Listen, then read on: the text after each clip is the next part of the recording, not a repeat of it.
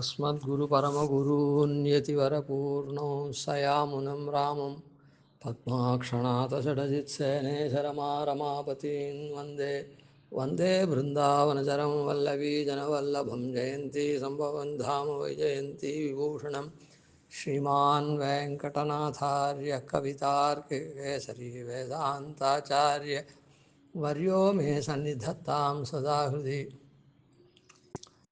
नमो रामानुजार्याय वेदान्तार्थप्रदायिने आत्रेयपद्मनाभार्य सुताय गुणशालिने रामानुजदयापात्रं ज्ञानवैराग्यभूषणं श्रीमद्वेङ्कटनाथार्यं वन्दे வேதாந்ததேசிகம். நம்முடைய ஆச்சாரியால் வேதாந்தார்த்த பிரதாவாக இருக்கா. அவா நமக்கு அருளினது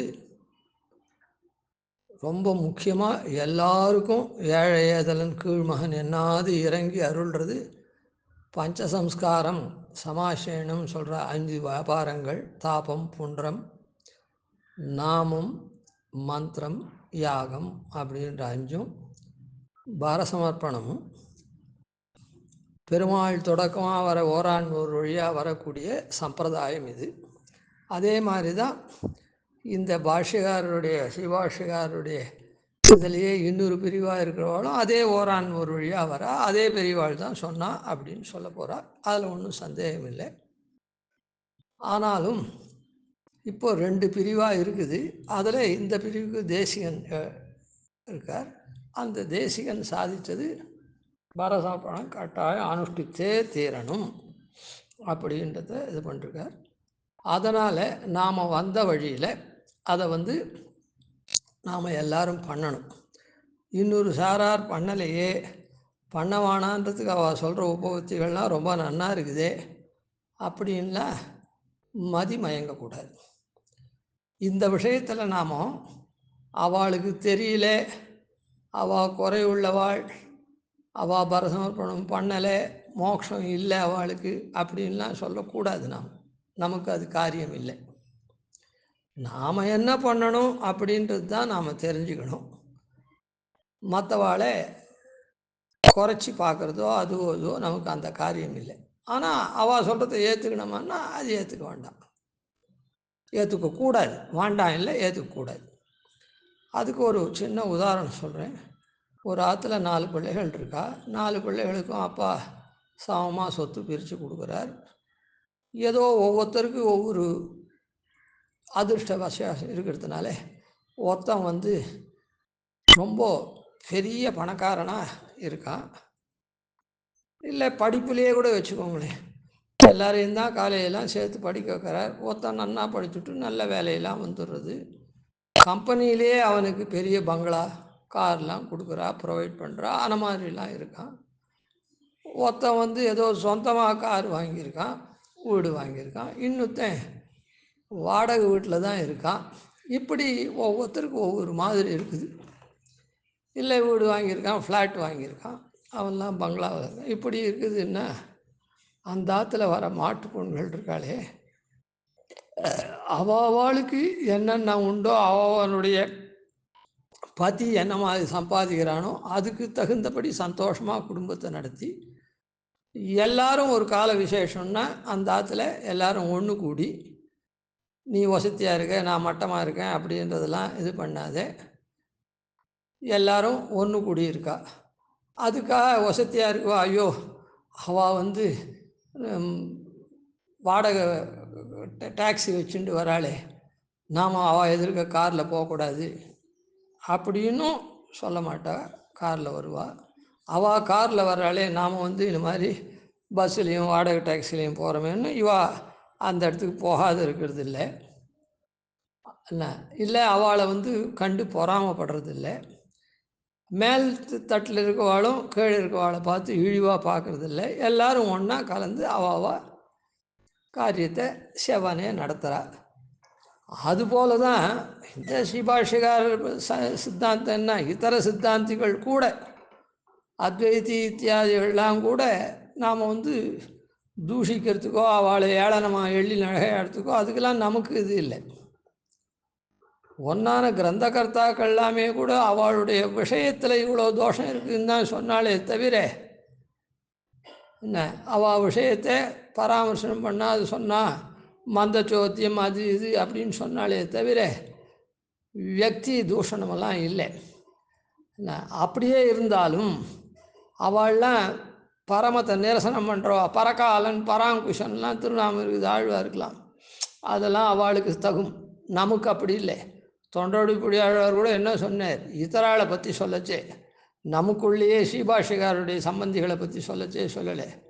குறிப்பென கடையுமாகில் கூடுமே வெறுப்பொடு சமணர் முண்டர் விதியில் சாக்கியர்கள்னு அவளை தான் சொன்னேன். நான் குறிப்பெனக்கு அடையுமாகில் கூடுமேல் தலையை ஆங்கே அறுப்பதே கருமங்கண்டாயினர்.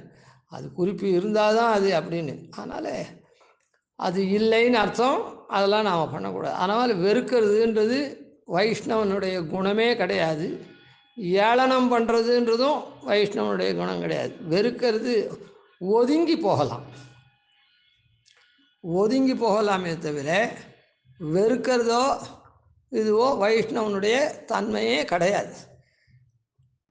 அதனால் யார் பகவத்வேஷிகளாக இருந்தால் அவளை கூட வெறுக்கணும்னு சொல்லலை. சர்ப்பாதிகளை கண்டா போல வெறுவி வர்த்திப்போம். ஐயோ அவளுடைய இது நமக்கு வந்துட போகிறதேன்னு பயந்துட்டு ஒதுங்கி போகணும் நாம் அப்படின்னு தான் சொல்லிருக்கு. அதனால் எந்த இடத்துலையும் யாரையும் வெறுக்கக்கூடாது.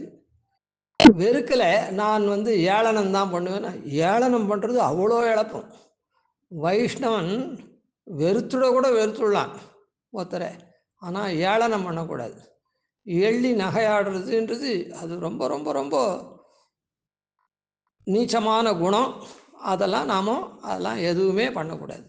சரி, அவள் வந்த வழியில் அவள் பிரச்சாரம் பண்ணுறா அப்படின்னு அவள் மதத்தை சொல்கிறா அப்படின்னுட்டு நாம் ஒதுங்கணுமே தவிர அதை எந்த விதமான அபச்சார ஹேத்துவான காரியங்கள்லாம் நாம் அந்த வியக்திகிட்ட அபச்சாரப்படலை.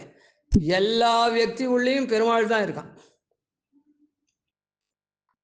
அதனால் நாம் அவளை எள்ளி நகையாடினா உள்ளுக்குள்ளே இருக்கிற அந்தர்யாமி வரையில் அது போகிறது, அவனை எள்ளி நகையாடுற மாதிரி ஆகும். அதனால் எள்ளி நகையாடுறதோ அதுவோ இதுவோ அவளை குறைச்சல்னு சொல்கிறதோ அவளுக்கு தெரியலேன்னு சொல்கிறதோ அதெல்லாம் நம்முடைய காரியம் அன்று. அதை கேட்டு அதுபடி ஃபாலோ பண்ணிட்டு பின்னால் போயிட்டு அப்படி தான் இருக்கக்கூடாதே தவிர நம்முடைய கடமையை நாம் கட்டாயம் பண்ணணும். ஆனால் இப்படிலாம் இவ சொல்கிறதுக்கு கிரந்தங்களில் கிரந்தாரூடமாக நம்முடைய கிரந்தத்தையே நமக்கு சேவிக்கிறதுக்கு அவகாசம் இல்லை, சேவிக்கலை. ஆயிரம் கிரந்தங்கள் இருக்குது. அதனால் அவளுடைய கிரந்தங்கள்லாம் நாம் சேவிக்கலை. அது கிரந்த ரூபமாக எந்த இடத்துல இவ்வளோ விஷயங்கள் இந்த பரநியாசம் பண்ணக்கூடாதுன்றதுக்கு ஆணித்தரமாக எங்கே சொல்லியிருக்கா அப்படின்றது தெரியலை. அவளுக்கு இருக்குமோ என்னமோ, அது நமக்கு விஷயம் புரியல, தெரியல. ஆனால் அப்படி அவ்வளோ தூரம் கிரந்த ரூபமாக இருந்தது அப்படின்னு சொன்னால் இன்னைக்கு வேணால் கிரந்த பரிசீலனம் பண்ணுறவா குறைஞ்சி போட்டா. ஆனால் அடி நாள்லாம் எல்லாரும் மகா மேதாவிகளாக எல்லாரும் இருந்தா. அப்படி இருந்து தான் ஆச்சாரியகமெல்லாம் பண்ணியிருந்தா. அப்படி இருக்குச்சே அந்த திருமாளிகையெல்லாம் எப்படி அந்த கிரந்தத்தில் கூடாதுன்னு சொல்லச்சே எப்படி இந்த சம்ஸ்காரத்தை அத்தியாபி பண்ணுற மாதிரி அப்படி வழக்கத்தில் வந்திருக்குது. அதுக்கப்புறம் அது வழக்கத்தில் வந்திருக்குது, அது புதுசு இல்லை, எங்கே போனாலும் இப்போ தெரியும். சோழசிம்பரம் தொட்டாச்சார் திருமாளிகையில் போகலாம் இருக்குது. அதோ கோயில் கந்தாட அண்ணன்னு கோவிலில் இருக்காரு, அந்த இடத்துல போகலாம் இருக்குது. இன்னும் பல இடத்துல எனக்கு சொல்ல தெரியல. என்ன இதோ ஸ்ரீபெரும்புதூர் அப்பன் திருமாளிகையில் அந்த மாதிரி நடக்கிறது. இன்னும் கூட நான் பிரதிவாதி பயங்கர அண்ணன் திருமாளிகையில் உண்டுன்னு அந்த சுவாமியே சொல்ல, அதாவது என்னுடைய சகா ஒருத்தர் ஃபோன் பண்ணி கேட்டார். அவர் சோழசிவபுரம் தொட்டாச்சாருடைய திருமாளிகையை சேர்ந்தவர். அவர் பேர்னா பிரதிவாதி பயங்கர அண்ணன் திருமாளிகைக்கு ஃபோன் பண்ணி கேட்டார். அவளுக்கெல்லாம் ரொம்ப பரிச்சயம், ரொம்ப ஆப்தாள், ஆப்த தமிழ், கேட்ட உடனே என்ன சுவாமி இது நம்ம திருமாளிகள் எல்லாம் உண்டே, அகலகில்லேன் அது இது நதர்மனிஷ்டோஸ்மி எல்லாம் சொல்கிறது உண்டே, கத்திய வாக்கியமெல்லாம் என்ன இது கேள்வி கேட்குறேர் நீர் இப்படி அப்படின்னு அந்த சுவாமி சாதிச்சார். என்ன அவர் ஃபோன் பண்ணச்சவே அடி என் பக்கத்தில் தான் இருந்தேன், அது அப்படியே அவர் இந்த மாதிரி உண்டுன்னு சொல்கிறேன்னு சொல்கிறேன். அந்த மாதிரி பல திருமாளிகையில் நடந்துட்டுருக்கு. சில திருமாளிகள் இல்லாத இருக்கலாம், தெரியாது அடி எனக்கு. அதனால் அந்த மாதிரி நடந்துட்டுருக்கு. இப்போ 2 விற்த்தாந்தம் நேற்று சொன்னவேன், வில்லிவலம் ஐஷிங்கர் பூர்வாசிரமத்திலையும் வில்லிவலம் ஐஷிங்கராக இருக்குச்சே துரியாசிரமத்திலையும் கார்பங்காடு வெங்கடாச்சார சுவாமி பூர்வாசிரமத்தில் பிள்ளையை விட்டு ஐஷிங்கர்கிட்ட வில்லிவலம் சுவாமிகிட்ட பிரார்த்தித்து நிருசிம்மன் திருவடி வாரத்தில் ஐஷிங்கர் மூலமாக ஆத்ம சமர்ப்பணம் பண்ணு அப்படின்னு சொன்னார்னும், வில்லிவலம் ஐஷிங்கரே ஸ்தானத்துக்கு விட்டு அவள் தேவிகள் அப்பாவுக்கு ஆயிருக்கு, அதே மாதிரி எனக்கும் பிரார்த்திச்சுட்டு வா அப்படின்னு சொன்னதும், அதுக்கப்புறம் ஏதோ என்னை போல் சாமானியன் ஒரு ரொம்ப ஆப்தனாக பழகிறதுனாலே என்னடா இது மற்ற இவா திருமாளியிலே உண்டு, பொண்ணே கேட்டிருக்கா, உங்கள் ஆம்பியாலே கேட்டிருக்காளடா, அப்படி இருந்துச்சே நீ இதை இழந்துள்ளாமா, ஒரு அப்பன் திருமாளியிலேருந்து வந்த பொண்ணு ஒரு விஷயத்தை இழந்துள்ளாமா, உங்கள் ஆத்துக்கு சேர்ந்ததுனால உன்னை சேர்ந்ததுனால அப்படின்னு கேட்டேன். உடனே அவனுக்கு அது மனசில் பட்டுது. ஏன்னா புதுசு இல்லை, அவள் அன்றைக்கே கேட்டிருக்கா, எங்கள் அப்பாவெல்லாம் சேவிக்கு சொல்லுவாரே எங்கள் பண்ண சொல்லின்ட்டு. அதனால் அவனுக்கு மனசில் பட்டு அவர் என்ன பண்ணார், மாமனாரை கேட்டார். 4 தடவை 5 தடவை கேட்டு இவனுக்கு எழுதுக்குன்னு. அந்த மாமனாரும் இந்த பஞ்சசம்ஸ்காரம் தனி, இது தனி சம்ஸ்காரம் அப்படின்றதுனால யோஜனை பண்ணிவிட்டு இந்த சம்ஸ்காரத்தை மாத்திரம் அவள் 2 பேருக்கும் பண்ணி வச்சுருக்கா. இப்படிலாம் இருக்கிறதுனால இது எங்கே என்ன பிரிஞ்சுது அதெல்லாம் நமக்கு தெரியல, இருந்துட்டு போட்டோம். அதனால் நாம் இந்த பரநியாசம் உண்டு அப்படின்றத நன்னா ஆணித்தரமாக தெரிஞ்சுண்டு அதை எல்லாரும் பண்ணிக்கணும். இதுக்கு மேலே என்னன்னா, இப்போ அவள் அந்த திருமாளியை பண்ணக்கூடாதுன்னு சொல்கிற சித்தாந்தப்படிக்கு பண்ணாதவாளை விட்டுடுவோம்.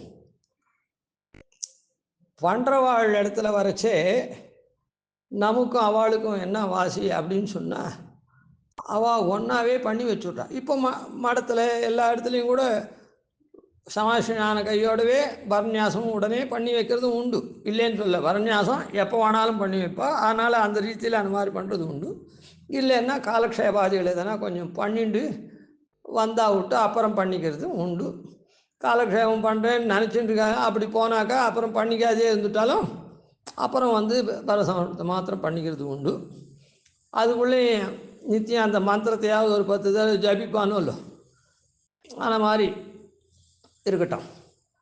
அந்த மாதிரி இப்போ இதில் என்ன விசேஷம்னா, அந்த இடத்துல பஞ்சசம்ஸ்காரம் பண்ணிக்கிறவாளுக்கெல்லாம் பரநியாசம் ஆகிடுறது. ஆனால் பஞ்சசம்ஸ்காரம் பண்ணிக்காத வாளுக்கு பரநியாசம் ஆறுதில்லை அப்படின்னா விஷய விசாரத்தினால அவளுக்கு இந்த சந்ததியில் வந்தாலும் மோட்ச பிராப்தி இல்லாத இருக்குது. ஆனால் இப்போ நம்ம சம்பிரதாயத்தில் பரநியாசத்தை எப்போ வேணாலும் ஆச்சாரியன் மதியத்துவ அபிமானத்தெல்லாம் பண்ணி வைக்கிறதுனால சிசுவாக இருக்குச்சே கூட எதனா ஒரு ஆபத்து அப்படின்னு சொன்னால் அந்த சிசுவுக்கு உடனே பரநியாசம் பண்ணிடலாம்.